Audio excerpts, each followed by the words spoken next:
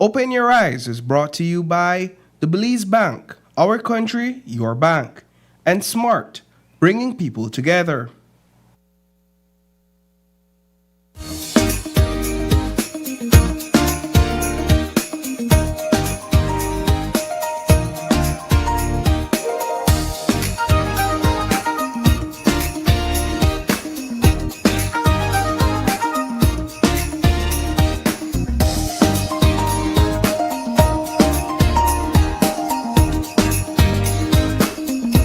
Good morning and welcome to Open Our Eyes. Start your morning right. I am Isani Cayetano. And I'm April Martinez. Good morning, Belize. Good morning, Isani. Good morning, April Martinez. How are you?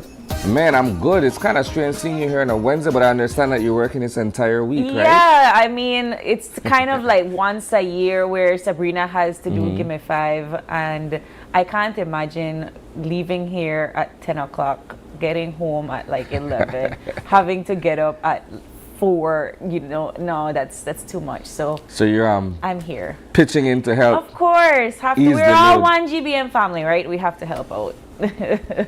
But yes, I am here for the rest of the week while Gimme 5 is unfolding this Yes. All right. Well, it's good to have you here on a Wednesday. Good to be here. We're going to make the best of this show. Of course. All right.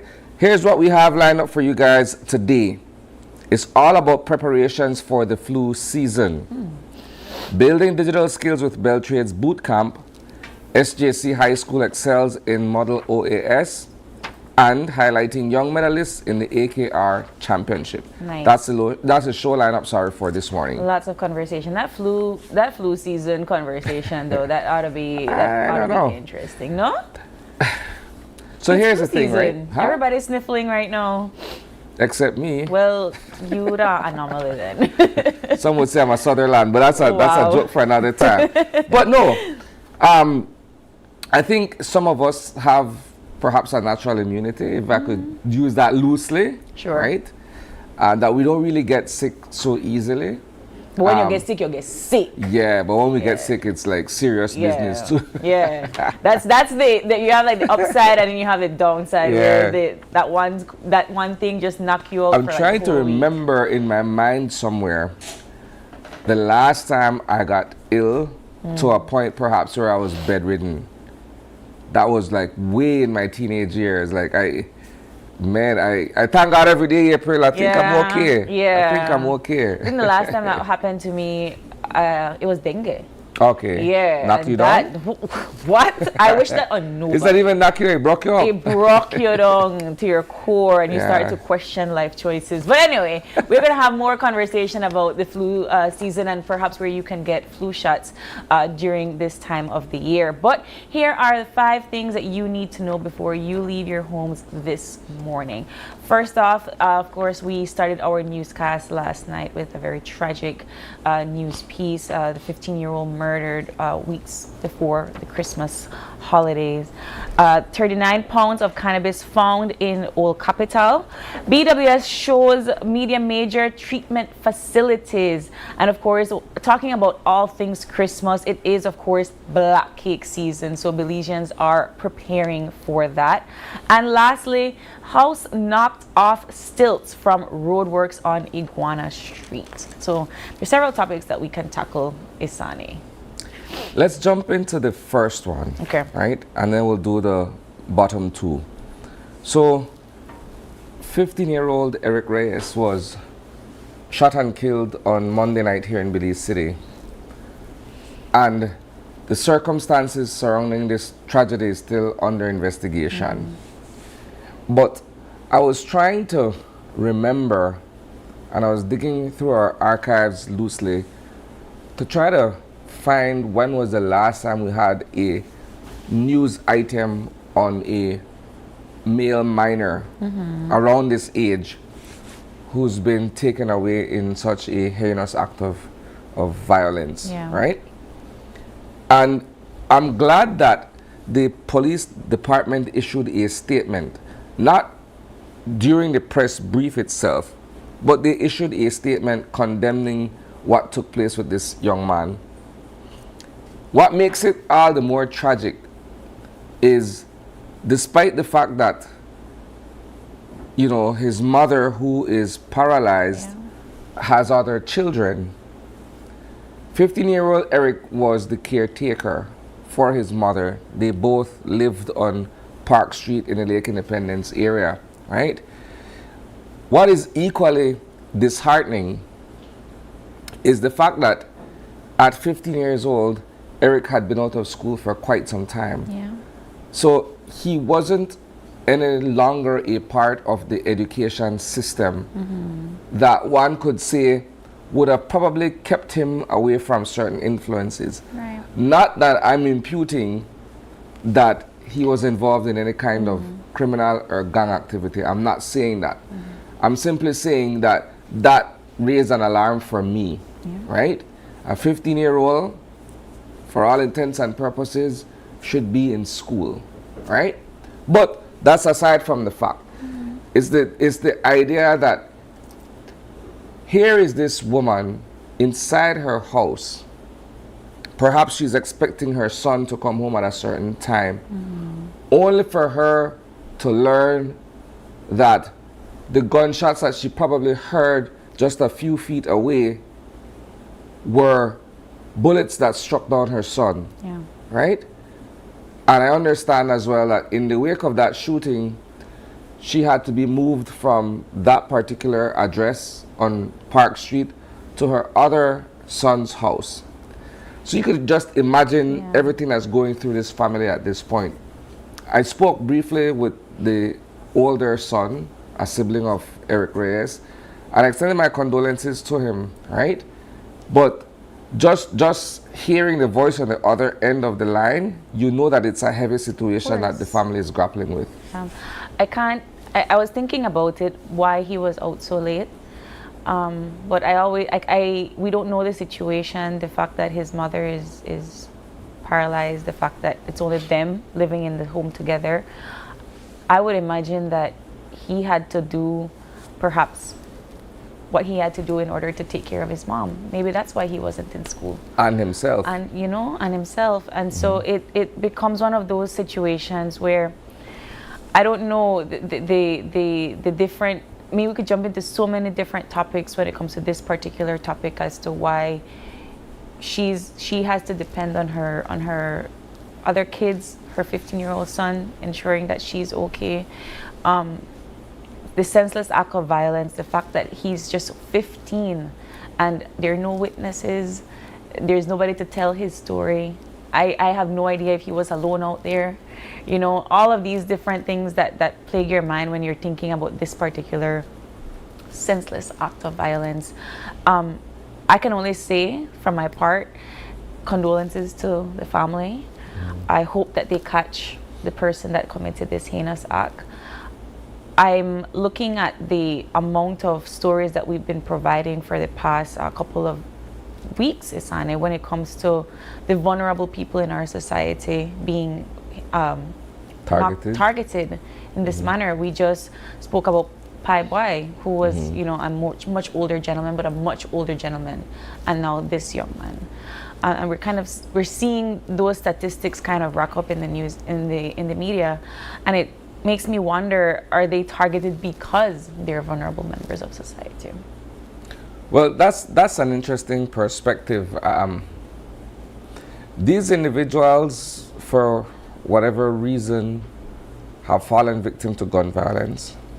I wouldn't go on a limb just yet to say that the elderly and the young are being attacked deliberately. Yeah. I really wouldn't draw that conclusion just yet. Suffice to say that they're both very tragic circumstances under which there's a loss of life. Yeah. Right? And I'll leave that there. I want to jump to the other items lower on the list of our 5 things this morning. And so, in our Culture Tuesday segment last night, we spoke about black cake. You like black cake? Yeah, well, be honest. Just be honest. Here's the thing, right? You don't like black cake? No. Prepare yourself, then. I'm not really a cake person, right? But growing up, man, I have a neighbor of mine who my mom commissions every year Yeah. to make the black cake, right? and it comes with the pecans, it comes with the raisin. With the just like that, it look just like that. Yeah, but the secret ingredient inside is something that sits there and soaks for at least 1 week before I cut that cake. Yes, man. And when you taste that, Rich, that extra strong, it gives like it that jolt. flavor. No, well, you know, I ask our viewers to contribute to this conversation because there's always that white cake, black fruit cake, white fruit cake. Where do you stand? And then you have people that love black cake but in don't my like family, the others. we don't discriminate. You eat all of it. The only thing, okay, so I'll dish a bit on my childhood upbringing, right? Only problem I had, and I think I've said this before on this platform, is that my dad is so well known, right? And every year around this time, you would have visitors who come by the house. You would have Jankono dancers. Yes. You'd have friends and family coming from other parts of the country to visit and what have you. And I don't know if I was being selfish, and maybe my siblings could correct me on this one, right? It's almost as if though the black cake was baked just for us, right?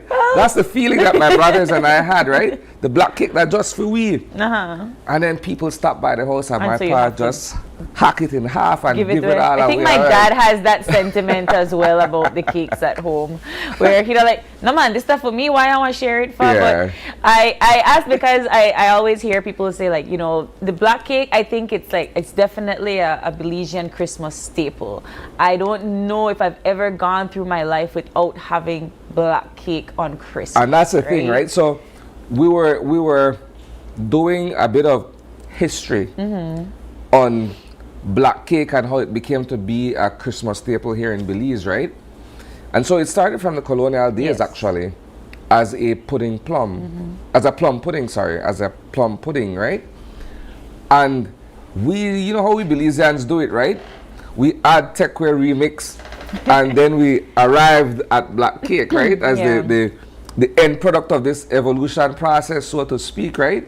And it's been here with us ever since. And I bought into black cake. I probably go and left black cake. I mean, the rum itself is an additive for preservation. Yes. So it lasts you a very long time. But there's an art to that too, April. Of course, you can't just pour. It can't be too faint on one end. It can't be too overwhelming and strong on the other end. It depends on how long you soak your fruits, right? And I was listening to the story from last night where the young lady said, some of the fruits here, I soaked them from last year. Exactly. And I thought to myself, if that no pack a punch, nothing else will. But the reality is that whether you like it or not, it does definitely represent Belizean Christmas. I think what is equally interesting is the spotlight that was shown on Sikafi. Yes. Right? Again, if you're born in Belize, you have to know these places and these people and these cultural institutions, so to speak, right? So that if you don't buy your ingredients for a black cake, that's a coffee. Some people will question whether that's true black cake, right? Yeah. Did you really have black cake? Yeah. I hear that. And I think that for Belizeans all over, I mean, if you don't live in Belize City, you don't really have access to stekafis. But I wonder if they distribute. I've not seen it in Belmopan. I have to call the beauty of it is that you journey to Belize City. Yeah, you have to come get it to get that experience, right? But this was before the time of putting things on the run man service and stuff. You have to go to Albert Street, go and stand in line at Sikafi and get served. But needless to say, I really want to know. I really want to know if you love black cake or not. It depends on who make it, you know. I feel like my auntie make the best black cake ever, but that's just me. I feel like my auntie make the best black cake. All right. Yes, we continue on. Our final topic this morning. So last Friday, there was an incident on Iguana Street where the residents of a well-known Dokono vendor, right, Alison Jenkins, everybody knows as the Dokono man, rides around Belize City peddling his ware, so to Right. speak, right? So there is construction taking place on Iguana Street, roadworks to be specific, Yeah. where the Belize City Council has contracted this company to do some repairs and resurfacing on Iguana Street. Yes. It's welcomed. I mean, perhaps for residents around that area, it's long overdue. But along with progress comes problem, right? Of course. So Mr. Jenkins' property, his house, has been there since 1963, or circa 1963, right? It's a long time. He went all the way back to when Gwen Lizarraga That's why he said was that they gave them a free, was free the home, area right? rep, basically, Yeah. right? And so this property has been standing there since. Now, while it has age on it, it was perfectly okay for him until last Friday when he was alerted to the fact that the house fell off its stilts, right? Now, how this came to be?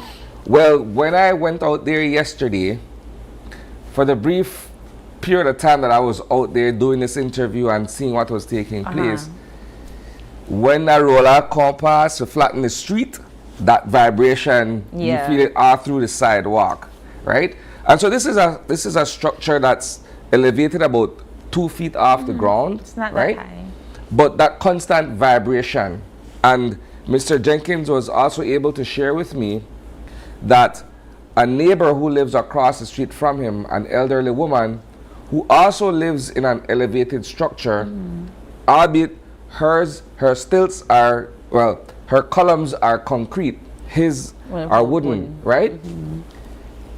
Even that old lady is kind of nervous about the constant Oh, wow. rattling and the vibration and tremors based on the roller flattening that stretch of road for it to be resurfaced. But his pickle is that he can't really blame anybody, right? It's true.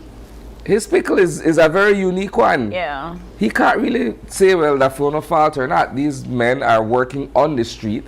You're right? not on his There's property. heavy equipment, you know, being used to resurface the street. So you have grader, you have roller, you have dump truck, everything on the street. Yeah. So all he's asking at this point is, well, can someone at least come back and visit me? Can the city council come back and say, hey, let's help to see how we could alleviate your situation, right? The area representative sprung into action apparently and allowed him to purchase some materials to help with the repairs or the rebuilding if that were the case. Yeah. But man, this is like 3 weeks before Christmas. I know you have this headache by your hand. Yeah. Right? The man needs a new home though. I know he said that it was fine for him until it fell, but it clearly wasn't if it fell.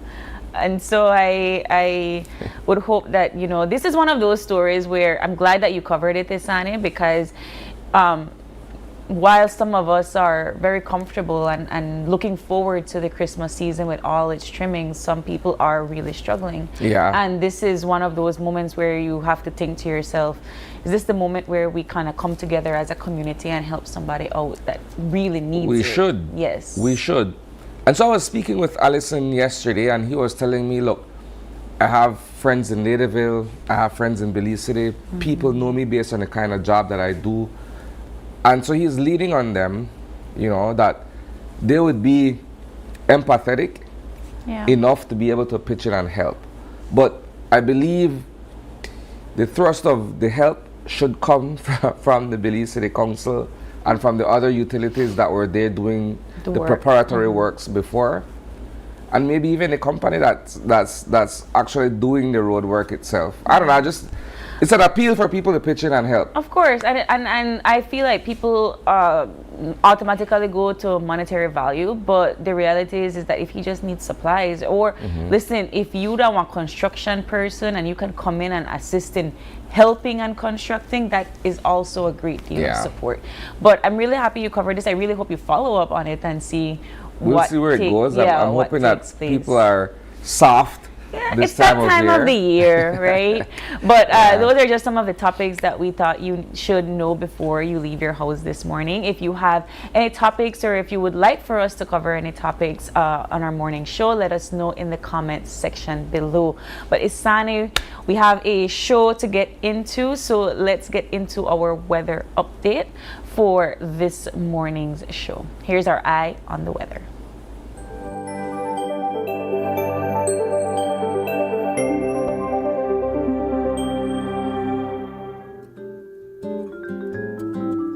All right, for today's forecast, it's sunny with a few cloudy spells today and clear to partly cloudy skies tonight. Showers, if any, will be isolated, with slightly more possible over the Toledo district this morning and tonight. In our temperatures, in our extended forecast for Tuesday, Thursday, Friday, and Saturday, our temperatures along the coast and inland within our highs and lows. On Thursday, 86 degrees and 88 degrees inland, with 75 degrees and 68 degrees lows. On Friday, we have similar temperatures, but our lows will go to 74 degrees on the coast and 70 degrees inland. And on Saturday, the temperatures rise a little bit, with 87 degrees along the coast and 89 inland, and 74 degrees along the coast and 71 inland. In our temperatures for today. Okay, I think for our astronomical forecast, the sun rose this morning at 6:08 a.m. and it is scheduled to set at 5:16 p.m. So our days are getting shorter, people. The moon rise is scheduled for 4:03 p.m. and the moon is scheduled to set at 5:45 a.m. In our marine conditions, the sea state is slight, with winds blowing from the east to northeast at 5 to 10 knots.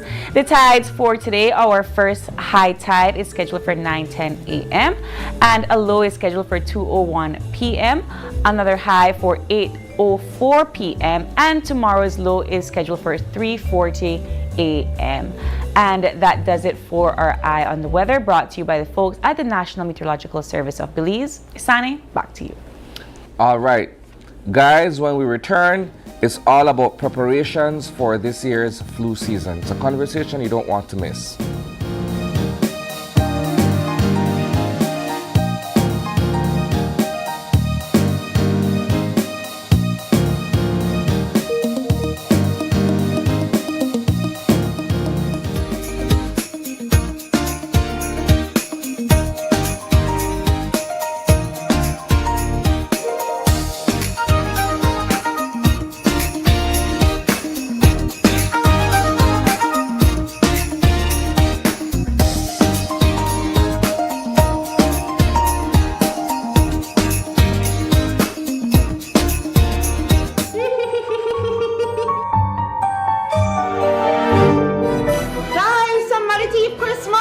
Open your eyes, streets gone too. Somebody call police, call Coast Guard, BDF, Santa. This could be the biggest story of the year.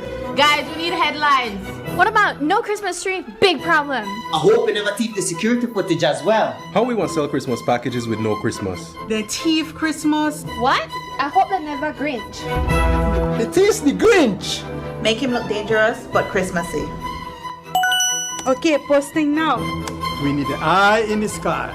Okay, guys, prompter is loaded. Ready to go live. In 3, 2, 1. Christmas has been stolen by none other than the Grinch. Eyewitnesses saw him struggling, carrying all that Christmas decorations. He couldn't have gone. Excuse me, Paul. I'm being told we have a sighting of this green menace in our backyard.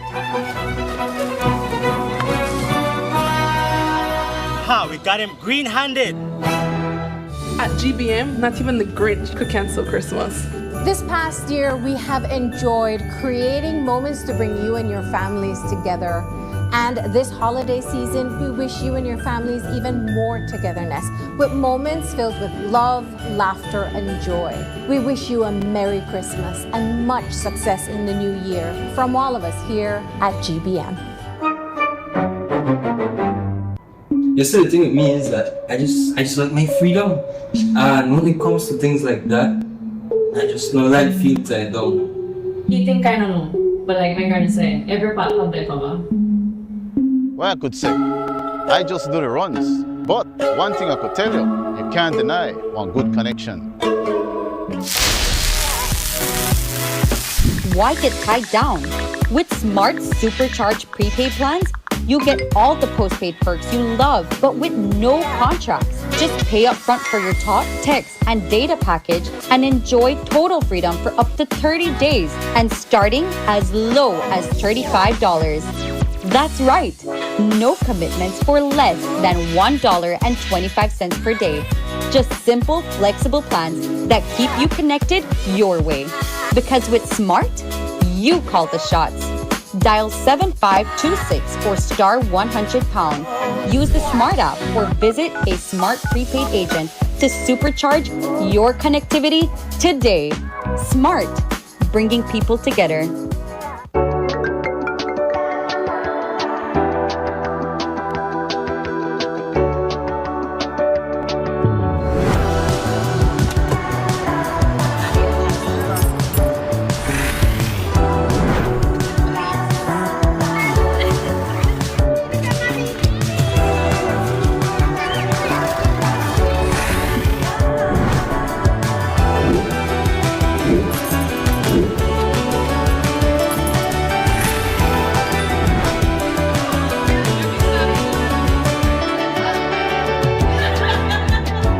The future is calling.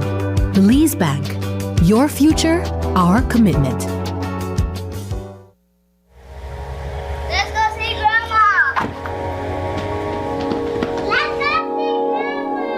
Merry Christmas, Grandma. We got you some presents. Merry Christmas, Grandma. We brought you some presents.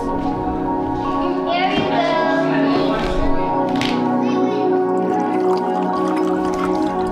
Hi, Dad.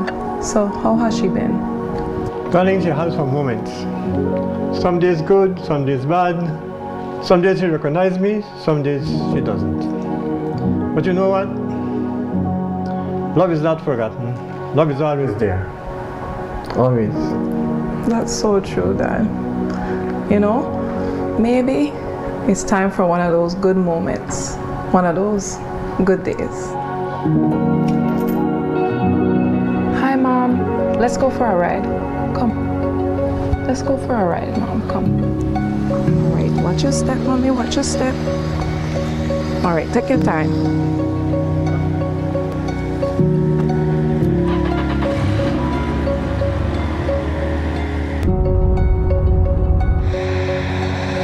Look, Mom, this is where you grew up. Remember? You used to tell us about playing hopscotch in the yard.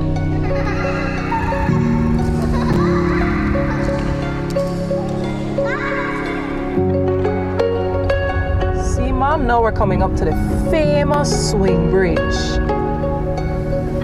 You said Dad used to walk his bike across here with you. Yes, you remember? Oh, and look, we're in town now. And we're coming up to your old job, Mom. Now it's called Belize Bank. You remember? Oh, John used to wait for me every day after work. Oh, Casey. You're remembering. Remember, Mommy? You and Daddy got married here. Oh, yes. Oh, I was so nervous that day. Oh, it was the happiest day of my life. The first time I saw John, I knew he was the one. Aww.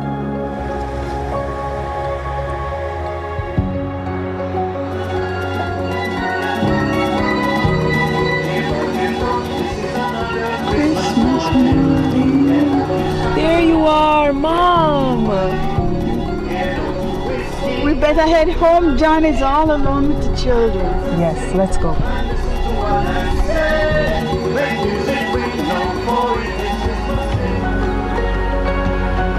John!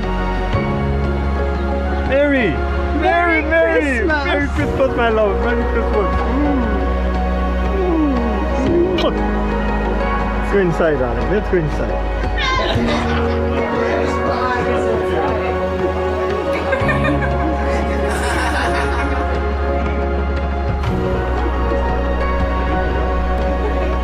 Christmas, my love. Merry Christmas.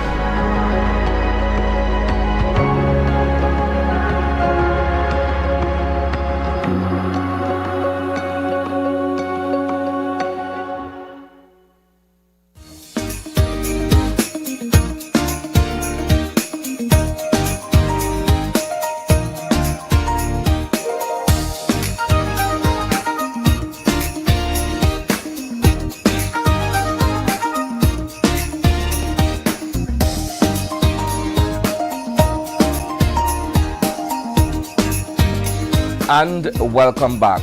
Joining us this morning for our conversation on flu preparations is Dr. Javier Novello. He's a medical officer and surveillance officer at the Central Health Region. Good morning, Doc. Good morning. Good morning. Thank you for having me here. Yes, and season's greetings. Yes. Same to you. Let's talk about the flus. Around this time of year, you have a lot of people who come down with influenza and are either held up at home or they still have to go to work or school struggling with the flus. Let's talk about what preparations can be put in place for us to be able to, how do I say? Prepare or prevent? You can't really prevent, but you could kind of brace yourself for the flu. Okay, well, the Ministry of Health has a very robust surveillance system where we monitor what is going around, we view the trends so that we can prepare for action for public health to prevent these diseases as much as we can and to control where we cannot control. So we're facing the months that are becoming colder, so now is the time to prepare. So what the Ministry of Health does, the Ministry of Health does testing through the central lab at Central Health Region. They play a vital role, and they have what they call sentinel sites all around the country. It includes health centers, major hospitals, and we gather data so that we know a representation for the country as to what is going on. For now, we have 3 testing that is done, which is the influenza virus, the respiratory syncytial virus known as RSV, and the SARS-CoV-2, which causes the COVID-19. We still have that around. So those are the 3 things that we test, monitor, and see the trends. Who has it the most, where it is occurring, which health facilities are detecting most of the cases, and then we can plan ahead. When you look at what's been happening this flu season, what are trends showing us? Okay, so first of all, the majority of the testing that is done, each facility is guided that every 10 patients that reach to a health facility, you take a sample and send it to the lab for testing. So some facilities don't consistently do every 10 patients, so the numbers are higher than what we have, but that is just a representation. And when we take those samples, for this year, the Ministry of Health's Epidemiology Unit in Belmopan gathers the data and makes weekly reports. I brought some data if we're able to show. These weekly reports show the trends. For this year, starting from January to the last report was 2 weeks ago, it's weekly. Today we're in Epi Week 48. They have until Epi Week 46, which is 2 weeks ago. They have recorded around 880 plus cases that have been tested, and of those 800 plus, around 25% have come positive for the flu viruses. The majority, around 40% of these viruses, are the influenza viruses, the lab tests for influenza virus A and B. Second, around 30% is the RSV, known as the respiratory syncytial virus. That affects children the most. So the idea is not for the ministry just to record numbers, but so that we can identify which groups are most affected, which groups are more vulnerable, like the children, and so that we can action and develop plans, including sharing knowledge to the public that is vital, like the media. Yeah, I think that majority of people take the flu for granted, like, oh, I just have a cold, so I want to drink whatever medicine I need for drink and then carry on with my life. But why is it important for us to take precaution, be prepared, like take our flu shots and so Correct. So I like that you asked that question, because apart from the trends that we analyze and view, sadly we also view the trends in deaths caused by respiratory infections. The respiratory infections are classified as acute respiratory infections. Some people know it as ARI, but we also study SARI, which is severe acute respiratory infections. Now, of these respiratory infections, the SARI, which is the severe ones, they require hospitalizations. And some people eventually pass away because of severe symptoms. So we also study the trends of the deaths. So in this year alone, we have had 71 deaths in the entire country due to severe acute respiratory infections. Belize district has recorded the highest number. Of course, Belize district has the highest population. But if we I don't know if we will be able to show it this morning, but the numbers that we have had, I do believe it's up to 21 deaths recorded from severe acute respiratory illness in Belize district. We sometimes calculate for the year so far. For the year so far. So it's a little bit less when compared to 2024, but the reason why we have the numbers rather than the percentages, because of course most people will say Belize district is the biggest, is because each death is very important and we don't want to have any death. If you can see here, the first table that we're seeing there is what the ministry views as surveillance of communicable diseases. We have several, but this morning, because we're coming to the closer months, we're talking about respiratory infections, what people know as the cold or the flu, right? So we can see which district would have alerts. We have a threshold that we would monitor yearly around this time, what we expect. This year, around November, we have already increased that past that threshold. Wow. So we're seeing a lot of people, children, adults, elderly coming. This is the week, as you can see there, the week is from January 1st, the first week, all the way up to week 46. This data is showing. We had a peak around summer, around June. That is at week 25 that you see that 64 number. But towards the end, we are seeing right now more than the normal. Why is it important for the ministry to track this information, and how do we prepare for flu if it's something that we could easily write off, or it's common flu, it goes around? Correct. So the reason is because most people that can fight off these infections may expose other persons. So the data that we analyze, some data has shown, or the majority has shown that children under 5 years old and the elderly have been more exposed. The majority of the data that we have seen for this year shows that 5 years and younger has recorded in around 80% of the cases that come to our health facilities. And among those children, the RSV virus is the one that has affected most. But the RSV virus affects children the most. So the ministry tries to advise the public, for the parents, for the guardians, to monitor our kids. They're more vulnerable. Last 2 weeks we had prematurity week, and the data had shown that children are dying due to prematurity. They're more vulnerable. So we can target that population, and the elderly as well. So even if the regular healthy person can fight off the flu, sometimes you may expose a co-worker or someone that has an elderly home or a child home that may not respond the way we respond to this. We often find as well in certain cases, particularly in children, where a lot of this happens in the school or in daycare, where they show signs of perhaps a common cold, and then they still send their kids to school. So what sort of advice would you give? Yes, I like that you asked that, because the recommendations, we have basically tried to use a mask if you have flu-like symptoms. Wash your hands frequently with soap and water. Use alcohol-based sanitizers. It's a little bit sketchy, but it's recommended to stay home if you have flu-like symptoms. This is for children going to school or adults that are working. Try to refrain from going in the public and being in crowds if you have symptoms. If you do have to go, use a mask. Now, the employers are trying to stay away from people calling in sick, but the more people are exposed, the more the virus spreads. So it is recommended to stay home. The parents are asked for the children to stay at home. When you go to the health facilities, most health facilities have a specific form for the school so that children can stay at home, but any medical officer can give a doctor's notes for the school to be advised, you know what, you need to stay home because it's contagious.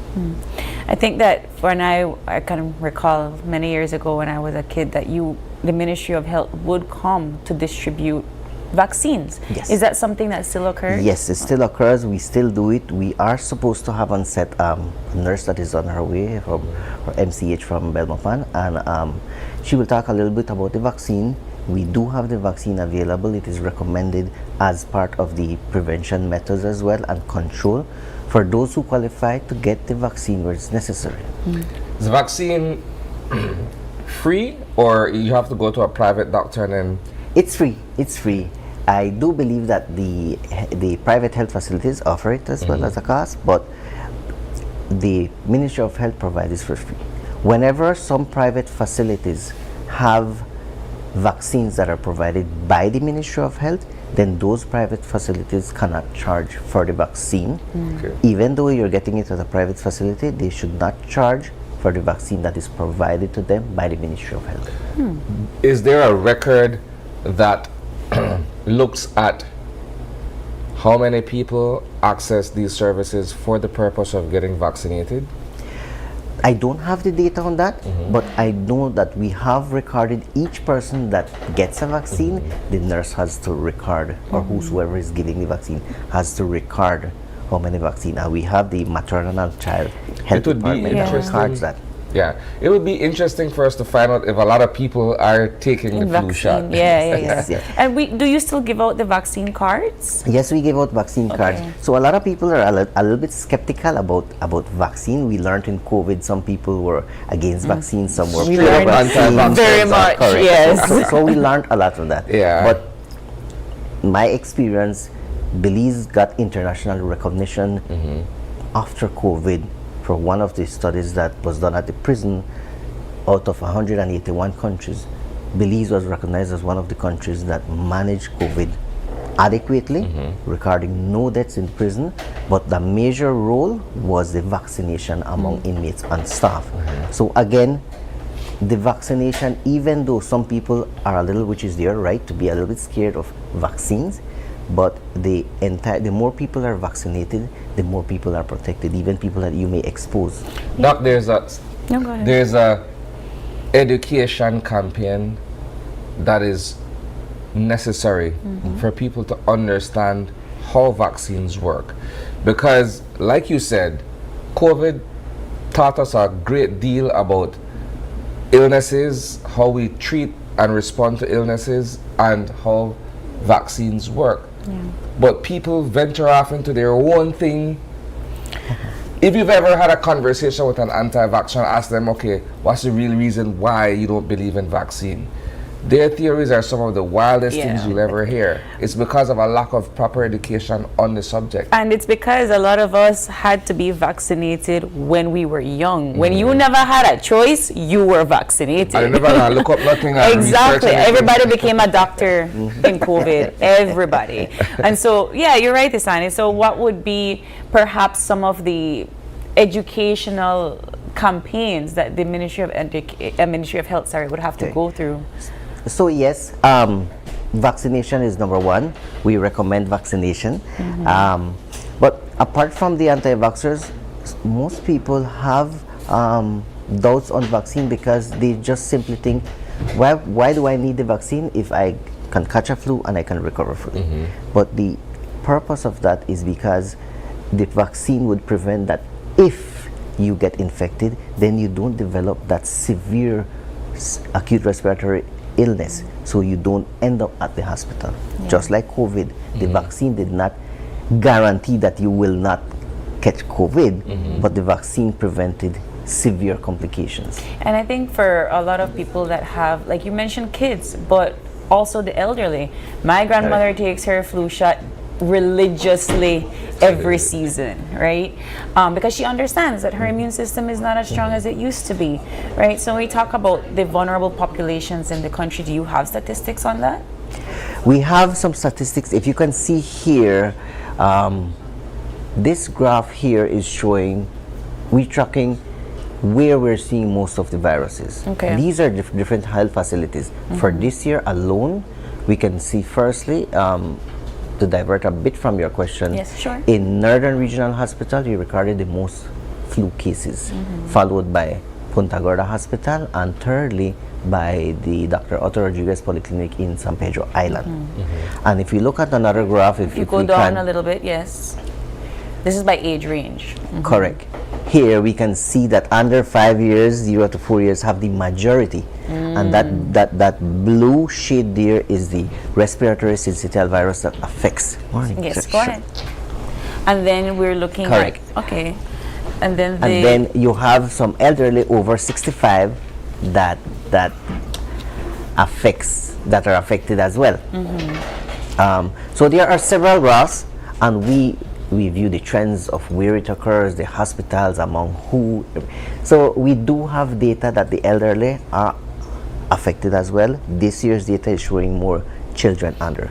So this graph that you're seeing there, that green line that you see is the yearly threshold that we expect every year, especially around this time. And we can see towards the end that it increased. It's increasing. Yes.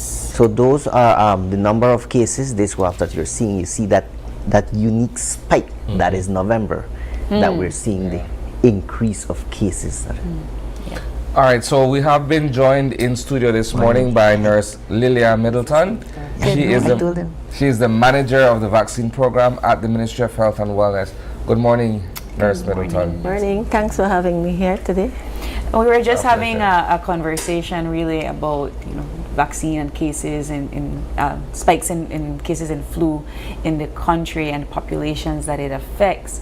But really we were also wondering about vaccine education and the ways that you all have been discussing why it's important for you to get your flu shot, why it's important for you to be vaccinated, preparing yourselves really for the flu season. But in general, you don't have to wait for this time of the year, right? You should get your shot.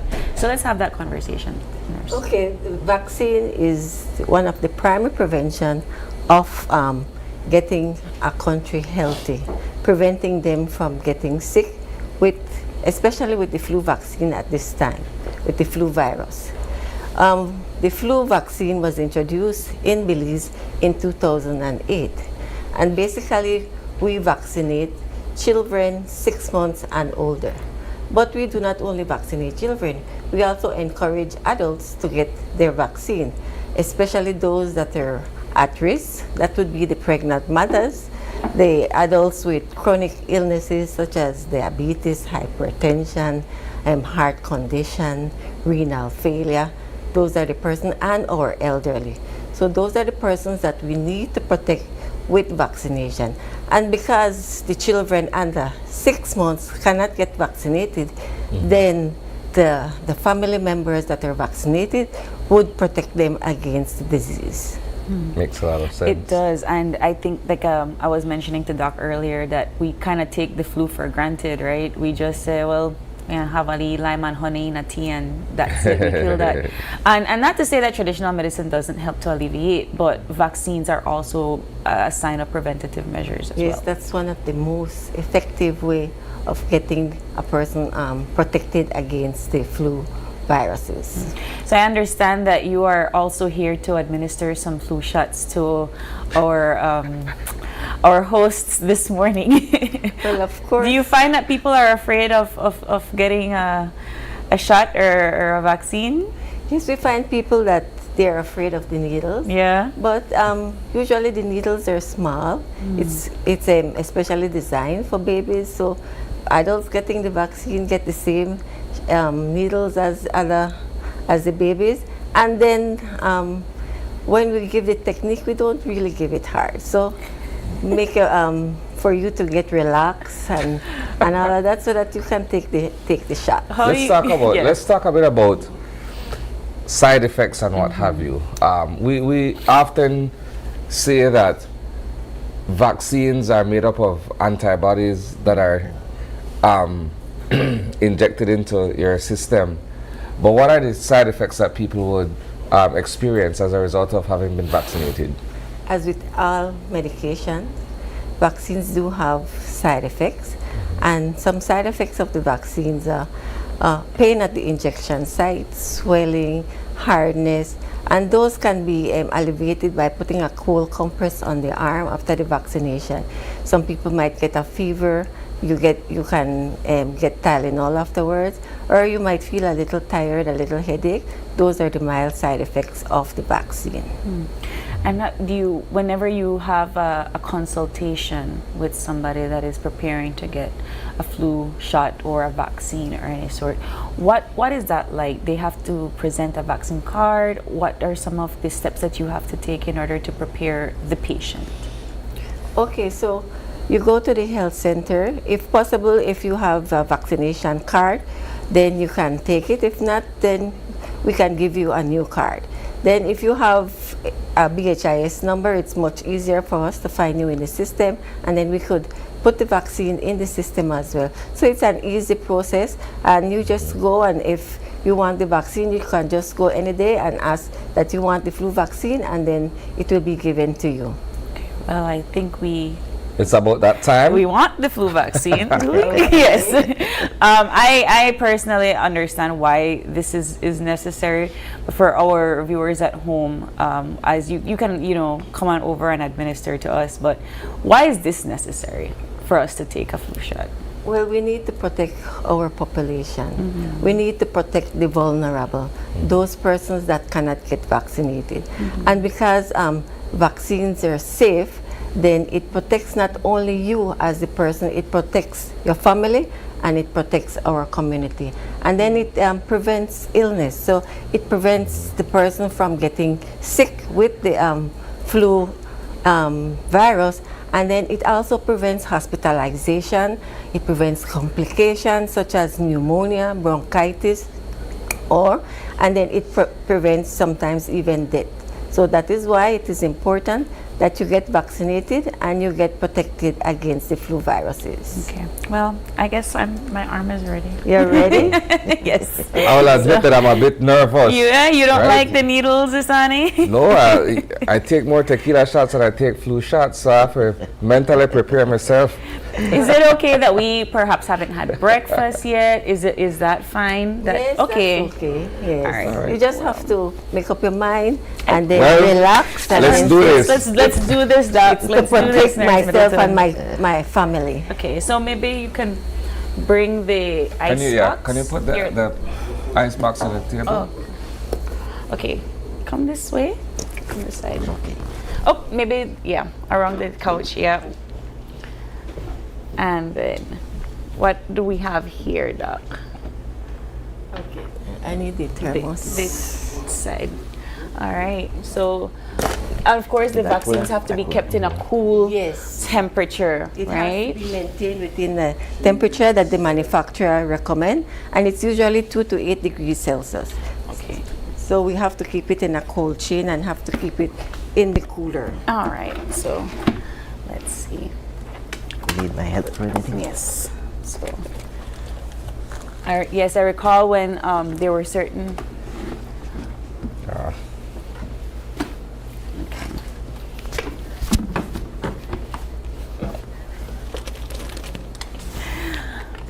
So, yeah, see, the more and more you start to like slowly take out vials, that then I start to get really nervous. Like, like I'm just do it. Yeah, it's too early, man. It's too early. But I could do the thing again. So how we? And which arm do you prefer? I'll do my left. Okay. And I'll do my right, so you don't have to do too much. You want to use the arm that you use the least. If Yeah, you my drive, left. If you I use more drive your- with my left. Oh wow. Well, It's a first time for everything. It's weird because I write with my right hand, but I do almost everything else with my left. I don't know.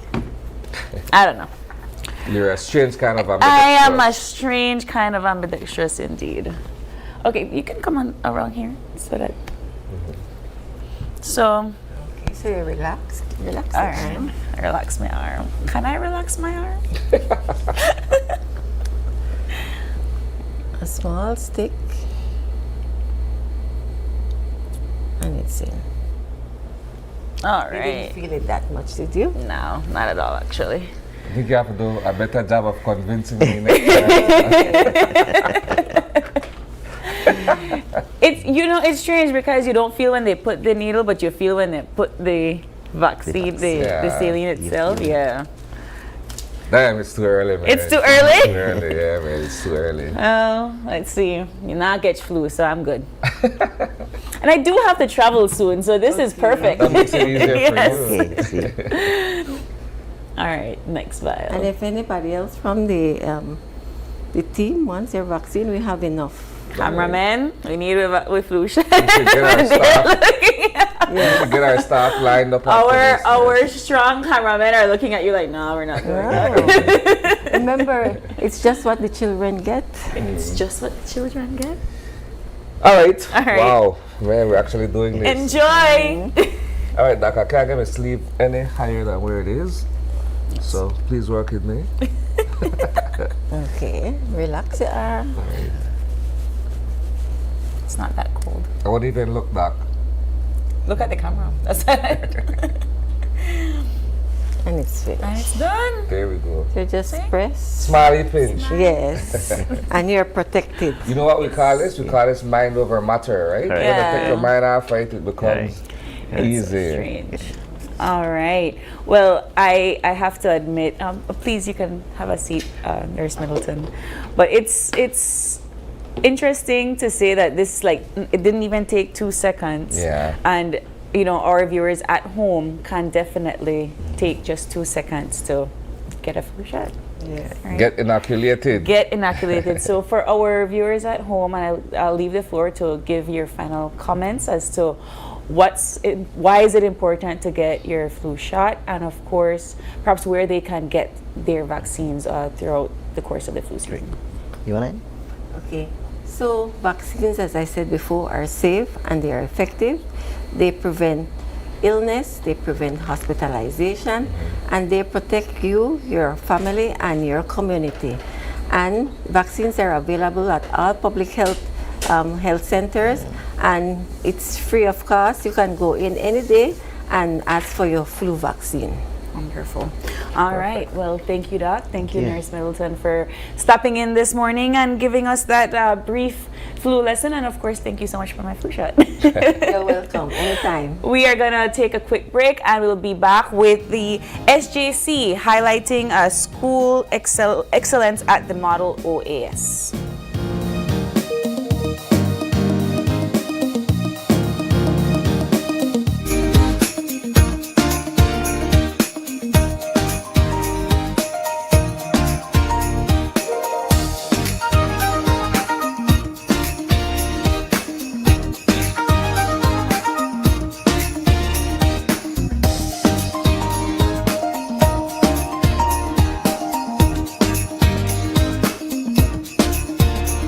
Consider this your holiday shopping cheat code, because right now Design Depot has some of the biggest deals around. Explore store-wide steals on appliances, up to 25% off tiles. Enjoy 15% off all Sherwin-Williams products, and enter our weekly Saturday giveaways where you can be the winner of an iPhone 17, smart TVs, electric bikes, cash prizes, and more. And it gets even better. Every single purchase you make at Design Depot also enters you into the ultimate $25,000 home makeover giveaway to be drawn January 2026. Trust me, Design Depot is the place to shop this holiday season. Don't wait, grab the deals, enter the giveaways, and walk out one step closer to that $25,000 home makeover. Some restrictions may apply. Design Depot, all in one place.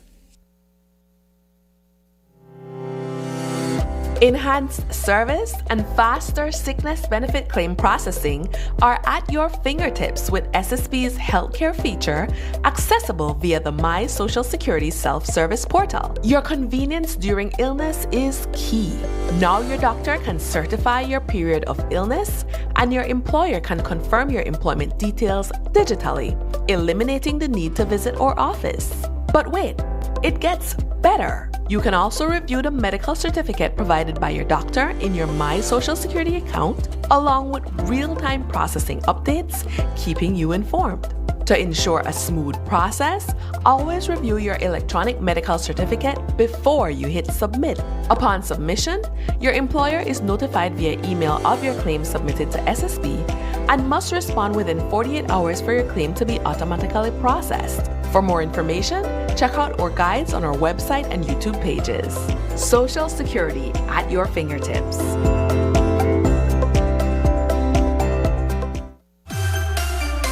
This Christmas, get into the joy with Uno. Imagine winning a shiny motorcycle, a brand new TV, a brand new fan, or grocery coupons to make your holiday shopping easier. The surprises keep coming. All you have to do is visit Uno, and for every $25 on fuel, you'll get a coupon. Fill out and participate. Get 1 coupon for each quart of Uno lubricants or 2 for a gallon. Visit your nearest Uno gas station today.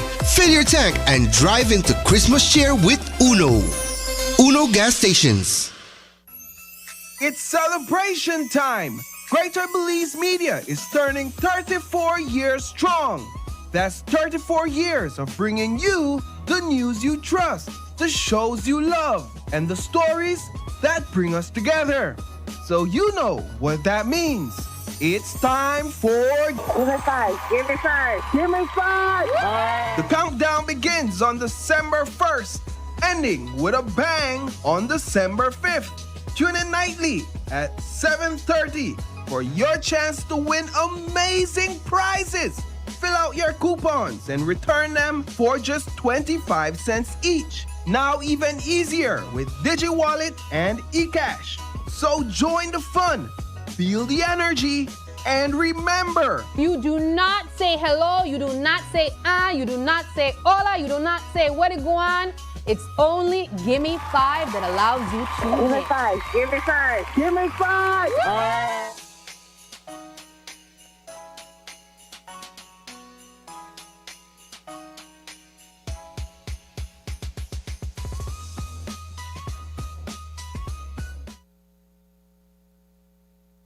You see, the thing with me is that I just like my freedom, and when it comes to things like that, I just don't like feel tied down. You think I don't know, but like my girl is saying, every part have their cover. Well, I could say, I just do the runs. But one thing I could tell you, you can't deny one good connection. Why get tied down? With Smart Supercharged prepaid plans, you get all the postpaid perks you love, but with no contracts. Just pay up front for your talk, text, and data package and enjoy total freedom for up to 30 days and starting as low as $35. That's right, no commitments for less than $1.25 per day. Just simple, flexible plans that keep you connected your way. Because with Smart, you call the shots. Dial 7526 or star 100#. Use the Smart app or visit a Smart prepaid agent to supercharge your connectivity today. Smart, bringing people together. We at Full Tech Systems understand that technology isn't just a tool, it's a game changer. At home, smart devices and AI are revolutionizing daily life. In education, tech is making learning more interactive and accessible for students and educators alike. For businesses and government, it's driving innovation, streamlining operations, and unlocking growth, leveraging tech for better services, infrastructure, and security. At Full Tech Systems, we help you thrive with cutting-edge solutions, partnering with leaders like Dell, HP, Microsoft, APC, Fortinet, Cisco, and Tomy Inc. We deliver the right products for your needs, whether it's boosting efficiency, improving customer engagement, or scaling operations. Connect with us and let's drive innovation together. Fulltech Systems, your technology center, where you come for the price, but stay for the service.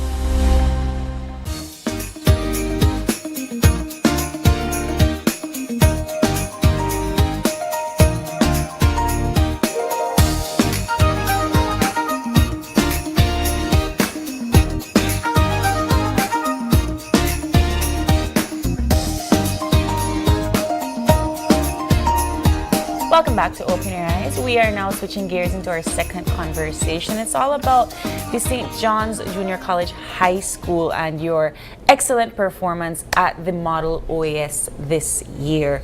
Joining us on the call to talk to us a little bit about it is Miss Nikki Tillett, and she is their teacher at SJC and of course the coach for the Model OAS. And then of course you brought your students with you. So gentlemen, I'll give you the floor to introduce yourselves and your positions. Yeah. Well, my name is Aiden Salazar, and I was a head delegate of my committee, which is the Juridical and Political Affairs. And basically, my job was to try to find a resolution to how we can engage more youth in the political process in St. Vincent and the Grenadines. Wonderful. My name is Manik Vanjani. I am the head delegate of the General Committee, and I was also the leader of the delegation. My committee was based on different segments, which the main two subjects were integral development and mental health. Wonderful. My name is Mitchell Elters. I'm the alternate head delegate of the Juridical Committee, and my goal was to strengthen, it's called the mandate of the Special Rapporteur, which focuses on human rights in digital spaces, so we wanted to strengthen that within St. Vincent and the Grenadines. Beautiful, Miss Tillett. I know it was more than just these gentlemen, Yes. right? So you had a delegation, a team of, I want to say seven boys. Yes, and you all went to Model OAS. Let's talk a little bit about the Model OAS, where it took place, and how is it that you are prepared yourselves for this event? All right, good morning, and thank you for having us and our delegation. We were a delegation of 7, and the Model OAS is based on the actual OAS itself, which is the Organization of American States. And what they're trying to do is to give students a chance to model some of the pillars that the OAS itself stands for. Those pillars being human rights, sustainable development, security, all of those things that are very important to our region, the region being from Argentina up to Canada. So students participate within those countries, and they're given a selected country, not their country, because they want them to learn about other countries, what are the issues other countries are going through, and it's to kind of develop diplomacy in young persons. So our boys went through that process. In the beginning, we weren't certain if we were going to go this year, because this was our second year because of the changes occurring at the OAS at the time. There was a new Secretary General, a new Assistant Secretary General, so those things kind of deterred us a little bit as to if we would participate. So last year we had about maybe 2.5 months to prepare. This year we only had a month. Wow. But these boys were naturally talented. They took it on. They got together and they said, we want to do this, Miss, just let us figure out how we're going to get it done. And we did. And it took a lot of work, a lot of practice. In the beginning, I think that they thought I was a little drill master, right? And they weren't very happy with, Miss, we're doing this, but I think now they're very happy because it paid off, because we got 2 awards, which is the first for a school from Belize. And I think it's also a great accomplishment because this was only our second year. Other schools attended or have attended for many years, and on our second try we got 2 General Statement Award for best presentations. So I think that was excellent for our boys. So it was a lot of work, a lot of drilling. We also did a lot of simulation of how the room would look, just to kind of build their confidence, because it is a daunting experience for students, and they go there, everything is new, the building is new, they've never been in a building that looks like that. We don't have any buildings like that in Belize. So when they got there, it was in awe of a lot of the things. And so it built their research skills, it built their critical thinking skills, their diplomacy skills. So in all, I think it paid off in the end.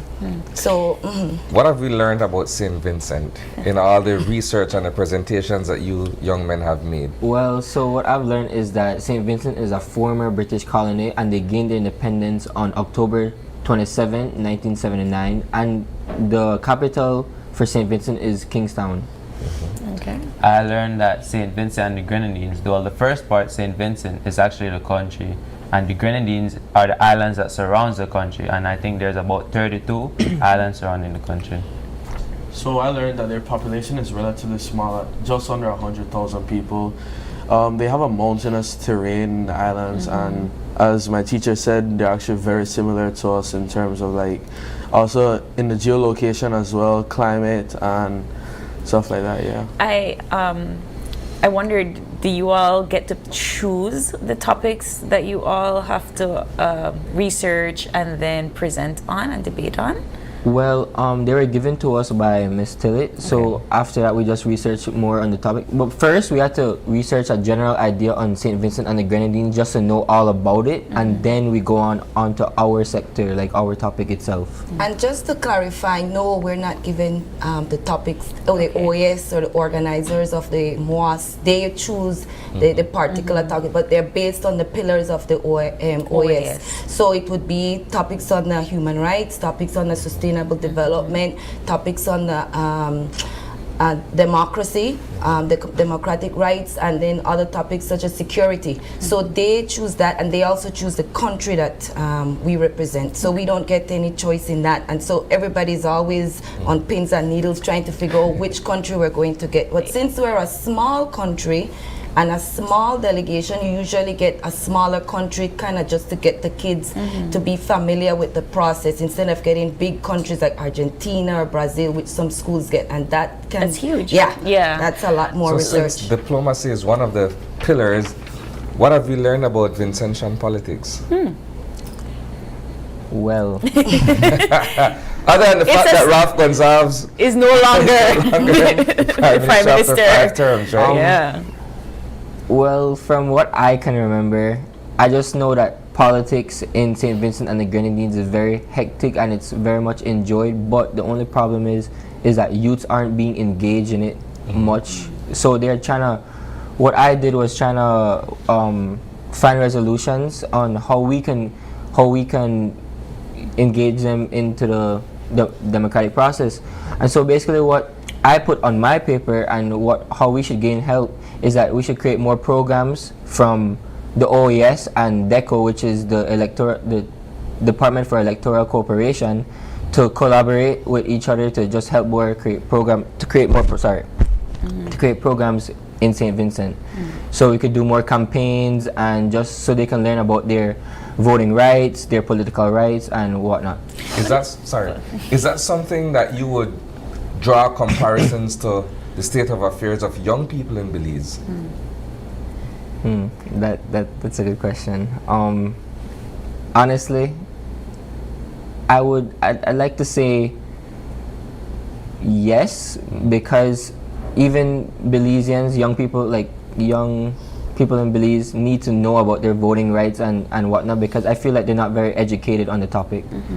I find that in the model OAS that you're able to, it's a competition-ish, right? So you're debating with other nations that have the same topics as you, different countries and so forth. And it's almost like you're taking a stance for this particular country and what it is that they need and they require in order to elevate themselves in these different areas. How did you find the competition to be with other countries and with other schools? Well, the competition, it was these schools that attend this model OS, these are high-tech schools. Like, these schools are the best of the best from their respective countries. The best of the best, and I get awards. Thank you. But these students, they come from big schools and they have the skills and talents that help them exceed in this. So sometimes these kids that we met have been going for 3 years consecutively, so they know what they're doing. And for us, this is our first time going. So these kids knew what they were doing. So what lessons did you learn, and what kind of what lessons did you learn? What did you take from this experience? Because are any of you into politics? Are any of you into diplomatic relations at all? Well, some things we definitely took away with diplomacy in general was teamwork and how to communicate with other countries to solve a common problem. That was implemented in our working groups, so that's where we actually, everybody who shares a topic, because in our committee, I think it's 9 people in the committee that share the topic, so it'll be 9 alternate head delegates and 9 head delegates for each topic, and we all have 6 topics. So we separated into 6 working groups, and that's when you start to see diplomacy at its realest in this model, because you're seeing people working together, people that are debating in their working groups, they're debating on resolutions, which one would work better, how to word this better, and that's something we really took away from the diplomatic process. As young people and as soon-to-be voters in this country, how do you now feel about the decision-making of our administration and other persons in politics? That's a tough one. You're putting him on the hot seat. No, it's because now you guys had to make decisions for countries. You were technically the politicians, right? Quote unquote. Somewhat. So how do you now see a difference in that arena? Do you see a difference? Different direction. We're going to slightly different direction. So, Think about it though. So, I'm a parent. Yeah. And my daughter is up for the Model OAS next year, right? What preparations did your parents have in terms of getting you guys ready for this at home? I know Ms. Tillett has been with you guys throughout the process from school, but at home, what kind of support or what preparations were there to prepare you guys for this? Well, my mom loved to make me rehearse my speech over and over and over, and she kept on wanting me to get to give it to her in front of her friends, but I refused. I don't know. I just didn't want to, but she had me rehearse my speech a lot, and I feel like that helped, along with Ms. Tillett's tips, which definitely pushed me to get the award I received. It took a lot of practice, because at the end of the day, you have to memorize your speech in order to be able to also look around and maintain eye contact with your peers, which I think looks very well when they're grading you on how to get the award that I received and Manik received as well. So I think, memorizing does a lot. Well, I agree with what Michelle said. He said that Ms. Tillett provided us with some tips. So in the beginning, when we were first starting this process, Ms. Tillett gave us some tips on how we could improve, because we had a 1-minute speech that we had to prepare to present to Ms. Tillett first. And with this, Ms. Tillett pointed out our flaws and our strengths. So by this, Ms. Tillett provided us with some ways to improve. And at home, I took a lot of time to practice my speech, because most of the time we spend is at home. Even Saturdays, Sundays, we spend that at home. So within this 3 weeks to less than a month that we had to prepare, we had to do, most of it was on our side. Ms. Tillett helped us when she could, but most of us was on us, and my parents was that support system. I want to thank my parents. I love them so much. Aww, But yeah. In terms of research preparation, yes, go ahead. Just say, from the onset when we got together, I tried as much as possible to include parents. Yeah. Parents were a part of this entire process. So for the 3 weeks, they stayed back every day from about 3:30 to about 5. And on the days when we weren't able to meet, I think we did a Zoom call with parents, and we had Mr. Elter's mother join. I wanted other parents to join as well, and I asked other parents, are you there? Could you come in, sit in? And so I wanted parents to give feedback as much as possible, and so they were engaged in the entire process. What are the things you think they can do better? If this was not your child and you were just listening to this person, Do you think that they really are doing a good job? Let's be honest, because for you to win these awards, you have to have some level of honesty. We can't just simply tell the students, oh yes, it's beautiful, oh yes, it's nice. We have to, yes, we have to admit that, you know, you're maybe not as strong in this. We have to work on that. You're using your hands too much. You're maybe coming across too strong, or you're shouting instead of pausing. You know, so those are the things that we had to work on. And Mitchell's mother was one of those referees or judges for the students. Yeah, it's incredible that the amount of skills that they learn and sharpen for something like the Model OAS, because you're practically convincing other people that your stance is the right one, and you're able to, you know, acquire these awards. So the paper is on the content, which also took a long time, because a 1 minute speech is not easy to do. And time goes very slowly. Yes, it goes very quickly in my opinion, because then we had to keep cutting and keep cutting and keep cutting. And I'm like, if I cut this any longer, it's only going to be 3 sentences. So we have to keep condensing the sentences, switching this word, making this word, and then we have to time. And so it's constant timing. We work together as a team, as I said, for those 3 weeks every day, where we time them. You're over by a minute. You have 6 seconds remaining. Maybe we could add in something so that you have a flow, that you flow off differently instead of just abruptly stopping. So there were a lot of little things that we have to do to ensure that we got these 2 awards. I want for us to conclude this segment by asking each of you what has been the takeaway in terms of the experience, and what do you carry from this moving forward? Let's start with you, Mitchell. Okay, so definitely I learned a lot on researching, which is very important in school, I would say, because, you know, we have our SBAs and stuff that we need to research on topics. I learned how to do it efficiently. I definitely learned how to speak. I learned a lot on public speaking.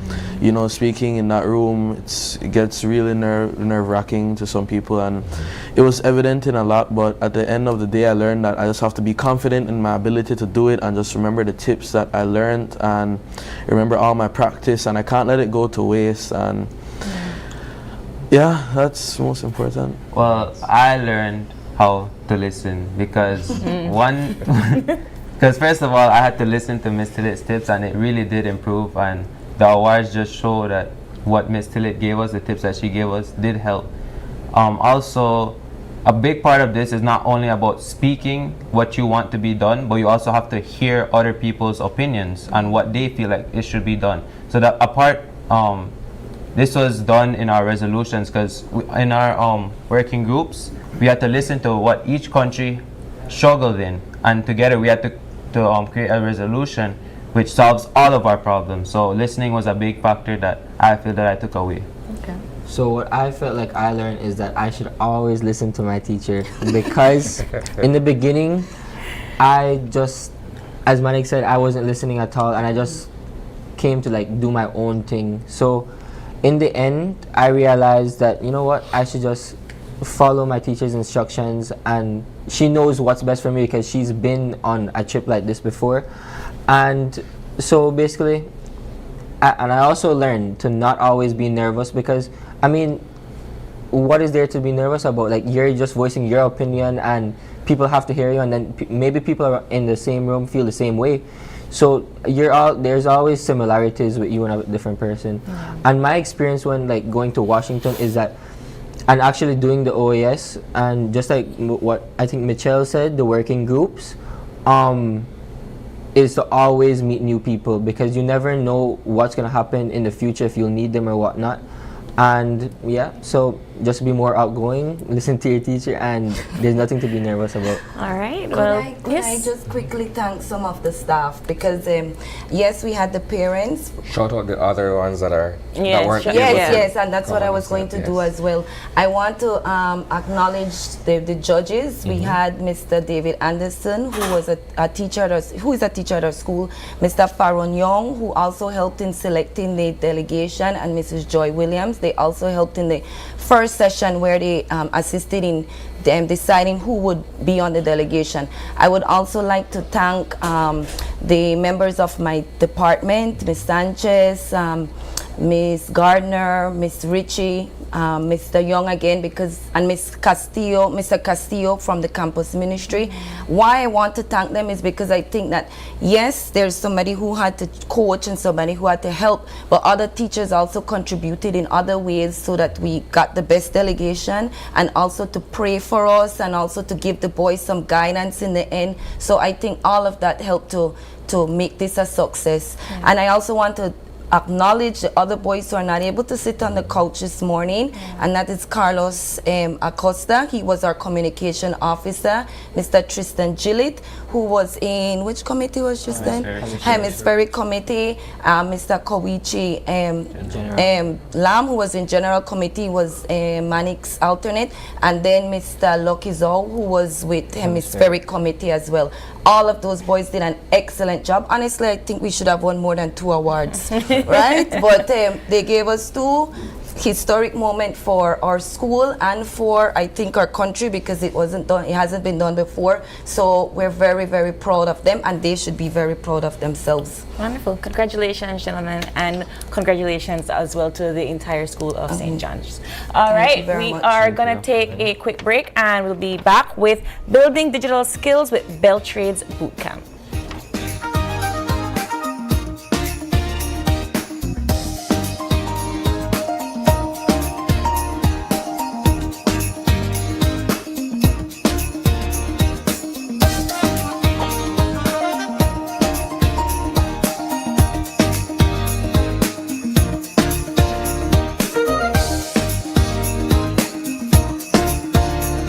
Driving around, particularly during this holiday season, can be quite an experience.